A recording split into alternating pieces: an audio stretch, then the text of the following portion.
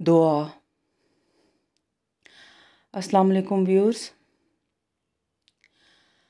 سن 1932 میں حضرت پیر مہر علی شاہ صاحب کے پاس ڈپٹی کمشنر جو کہ انگریز تھا اپنی بیوی کے ساتھ آپ کی خدمت میں دعا کے لیے حاضر ہوا۔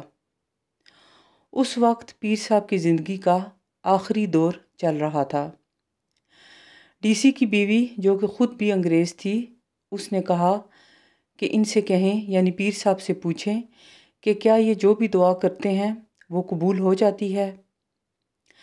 پیر صاحب چونکہ انگریزی نہیں جانتے تھے تو انہوں نے دریافت کیا کہ یہ عورت کیا کہتی ہے۔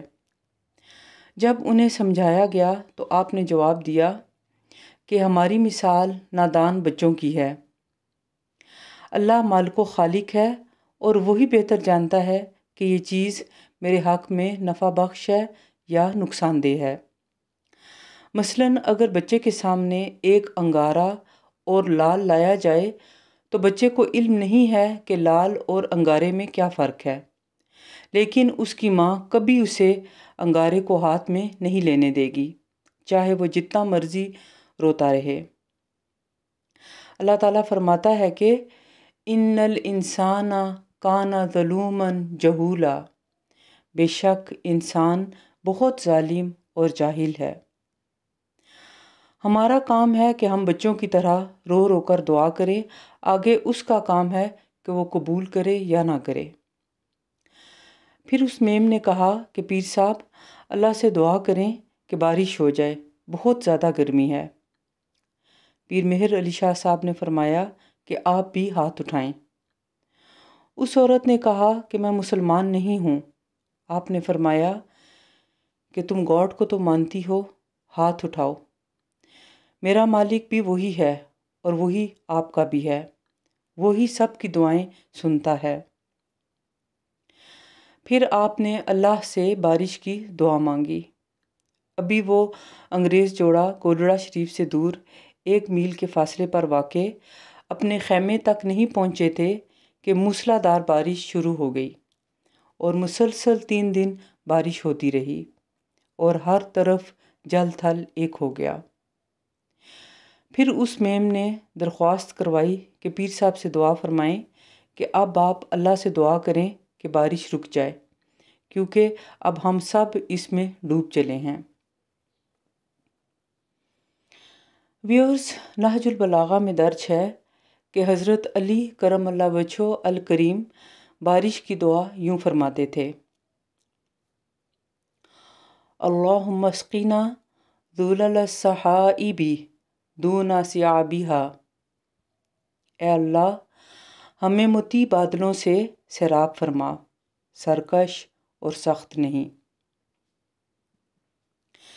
یہ حیرت انگیز فصاحت برا کلام ہے، کیونکہ حضرت نے کڑک اور چمکدار بادلوں کو، آندھی اور بجلی کے موسم کو ابلٌ صعابٌ، سرکش اونٹ سے تشبیہ دی ہے کہ وہ اونٹ 2 پیروں پر کھڑا ہوتا ہے اور کجاوا کسنے نہیں دیتا اور سوار نہیں ہونے دیتا، اور ان ہولناک چیز سے خالی بادلوں کو الابل ذلل، مطیع اونٹ سے تشبیہ دی ہے کہ وہ خوشی خوشی دودھ اور بہت نرم سواری دیتے ہیں۔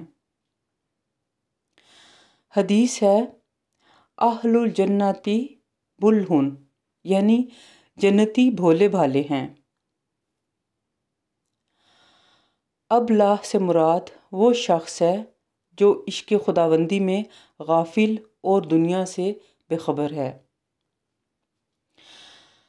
مثنوی روم میں مولانا روم رحمۃ اللہ علیہ اس حدیث کی وضاحت فرماتے ہیں کہ نادان سے وہ نادان مراد نہیں جس میں مسخرہ پن ہو، نہ وہ مراد ہے جو اپنی نادانی سے دنیا جمع کرنے کا شوقین ہو۔ نادان سے وہ مراد ہے جو عشق خداوندی میں مقام حیرت میں ہو اور اس کے گلے میں اللہ کے عشق کا طوق ہو، اس طرح عشق الہی میں مدہوش ہو جس طرح مصر کی عورتوں نے حضرت یوسف علیہ السلام کے عشق میں کیا تھا۔ انہوں نے محویت میں اپنے ہاتھ کاٹ لیے تھے اور ان کو صرف رخ یوسف علیہ السلام کا ہوش تھا۔ عقلیں اللہ کا بہترین عطیہ ہیں تو اس کی راہ میں ہی صرف ہونی چاہیے۔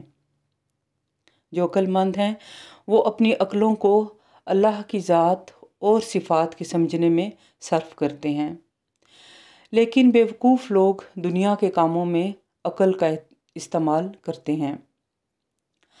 اگر محویت کی بنا پر عقل نہ رہے تو پھر انسان کا ہر رونگٹا عقل بن جاتا ہے۔ دنیاوی امور میں عقل سوزی ہے اور آخرت کے معاملے میں غور کرنے سے عقل باغ و بہار بنتی ہے۔ جب عقل کی پیداوار کے باغ و جنگل کی طرف رخ کرو گے تو اس جنگل سے دین کے نکتے سنو گے اور تمہاری عقل تر و تازہ رہے گی۔